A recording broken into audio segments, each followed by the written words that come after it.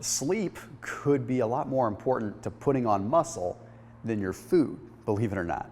I'm Thomas DeLauer, lead trainer and lead nutritionist at SixPackAbs.com, and also the creator of the science-based six-pack intermittent fasting course, the world's leading intermittent fasting program. So today I do want to break down sleep and how it correlates with muscle growth, protein synthesis, and overall recovery. I think it's easy to say that sure, sleep is important. We know that it plays a big role in recovery. Obviously it does. But what I want to look at here is some of the actual percentages that it affects in terms of muscle loss, muscle growth, and how it might supersede the effects of eating a specific way. I'm not saying you should go out and eat whatever you want, or not follow a fasting approach, or not following whatever diet approach you really think you should, but I am just saying that I think most of our energy might be better off spent directed towards getting proper sleep and doing everything we can in our lives to help that process. See, a lot of it has to do with good old-fashioned human growth hormone. We know that human growth hormone plays a big role in overall recovery, in organ development, in skin development, in muscle development. Yeah, it's everything. It's literally growth hormone. It helps cells grow, helps things grow and rejuvenate. But what we don't always know is how that process works. You see, we have pulses of growth hormone, little bursts every 3 to 5 hours of growth hormone.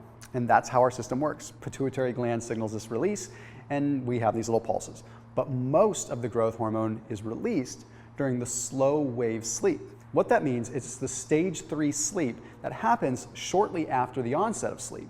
See, most people think that stage 3 sleep is deep into sleep and that it's going to come like hours after you fall asleep. You actually go through the first 3 phases of sleep pretty fast. And most people think that rapid eye movement REM sleep is the deepest sleep. That's not at all. Stage 3 slow wave sleep is the deepest sleep. And again, it occurs shortly after you fall asleep.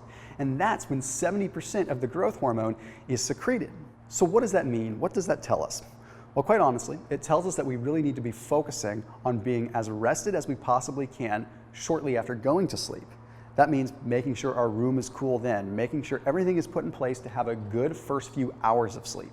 Now, sleep in general plays a big role, whether it's a short amount of sleep or a long amount of sleep. What they're finding is that longer sleep isn't always better than deeper sleep, especially knowing that the human growth hormone pulses end up occurring during those first few hours.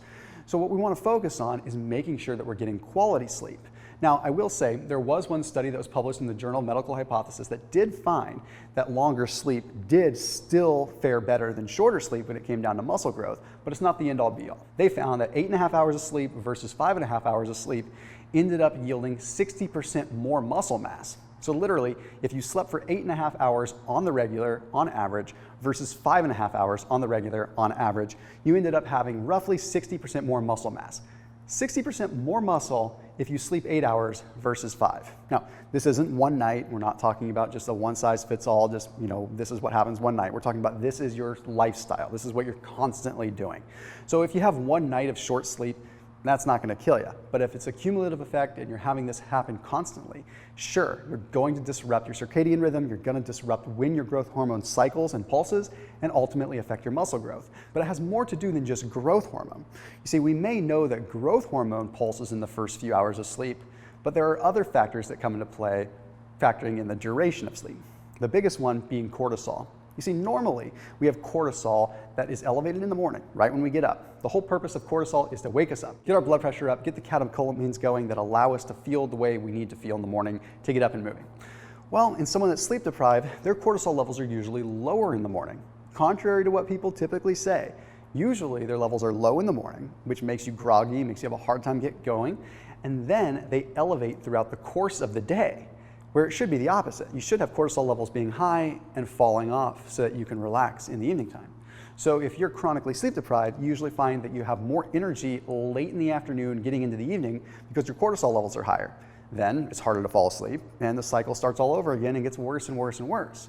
But cortisol plays a really big role in some things. You see, we want to have that quick spike in the morning and have it go away. That way it's over and done with. But if it's chronically elevated and it's getting worse throughout the course of the day, it ends up depressing RNA signaling. You see, you have DNA and you have RNA. And to make it very, very simple, DNA is your genetic blueprint. DNA is what you are set out to be from a genetic standpoint that you may or may not know. RNA is sort of the subdivision of that. RNA is what signals something to happen to meet your genetic potential. So if your DNA says that you're going to be a 185-pound muscular man, then your RNA is going to say, okay, well, I'm sort of the director of operations here that dictates what happens to allow that to come to fruition and to happen. So if you depress your RNA signaling, you never reach your genetic potential. So cortisol stops that RNA signaling and therefore makes it so you have a hard time ever living up to what you can be. You can't build the muscle. You can't actually have the protein synthesis. So we're finding that cortisol ends up dramatically reducing protein synthesis. And when that happens, your body has no choice but to take proteins that are already existing in the cell and use them for energy. So therefore, you're breaking down proteins that already exist rather than building them to utilize. So it really turns into this ugly cycle. Now, there are other studies that are starting to show that cortisol can have a tremendous effect on testosterone. Now, we're now finding out that testosterone isn't as big of a player when it comes down to muscle growth as we thought years ago. But the fact is, it's one other key player when it comes down to why those that don't sleep well end up having less muscle and have a hard time recovering. So I guess my advice for you in this is do what you can to start getting your sleep pattern on track. And one of the first things that you can do with that is get your eating on track. What people tend to find is that when they start intermittent fasting, it resets their circadian rhythm. Because they're fasting throughout the day and eating in the evening typically, it's usually signaling melatonin and other hormones and other neurotransmitters to spike at different times, causing their sleep patterns to regulate a little bit more. So even if time doesn't allow you to sleep a whole lot, you can at least get a little bit more of that slow wave restorative sleep. Anyhow, I can go on and on about this topic, but if you have ideas for future videos regarding sleep and how you can get more sleep and how you can get better, more restorative sleep, I'd love to dive deeper into that because it's very important. And as someone that has an 8-month-old kid at home, I get it. Sleep is hard to come by, so I do whatever I can to get the most bang for the buck. So I'll see you in the next video. Put those suggestions down below. See you soon.